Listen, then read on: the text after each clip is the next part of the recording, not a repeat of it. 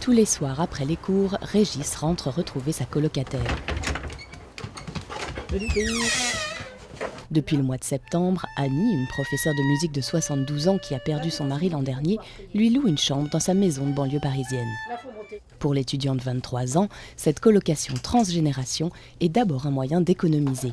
Ici, son loyer ne lui coûte que 150 € par mois, loin des 550 € déboursés en moyenne pour un logement étudiant à Paris. Mais entre eux, ce n'est pas qu'une affaire d'argent.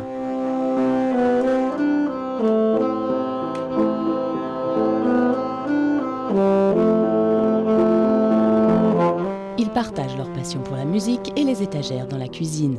Le reste du temps, ils gèrent leur vie bien remplie, chacun de leur côté.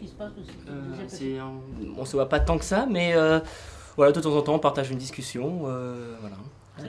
Moi, je m'informe de ses études. Voilà. Il peut bénéficier des bouquins de la bibliothèque, de mes documents, des disques. Bon, de temps en temps, je ne retrouve pas une partition. Régis, est-ce que c'est toi qui l'as ? Oui, je vais remonter pour voilà. En complément de son faible loyer, Régis initie Annie à l'informatique. J'en suis où, moi, du coup ?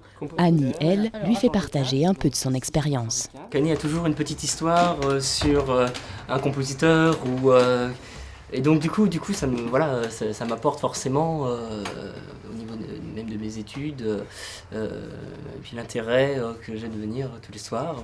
Régis et Annie se sont trouvés grâce à une association qui revendique plus de 300 binômes en 3 ans et aucun échec. La formule est encore peu connue, mais pour sa fondatrice, c'est une solution qui sert aussi bien les étudiants que les 11 millions de retraités de l'Hexagone. Il y en a 70% qui voudront rester chez elles, qui auront toutes leurs facultés intellectuelles, mais qui physiquement ne pourront pas assurer le quotidien. Parce que fermer un volet, ça devient compliqué, parce qu'aller chercher un médicament en pharmacie devient compliqué, ou sortir une poubelle. Donc voilà, alors l'étudiant, lui, il fait ça très très bien, il est ravi de le faire en plus. Et comme il est en dehors du contexte familial, ça marche d'autant mieux. Régis a quelques contraintes, comme le fait de ne pas pouvoir inviter d'amis à la maison, mais vivre chez Annie lui permet de faire ses études sans travailler à côté. Et le chien d'Annie, lui, s'est fait un nouvel ami.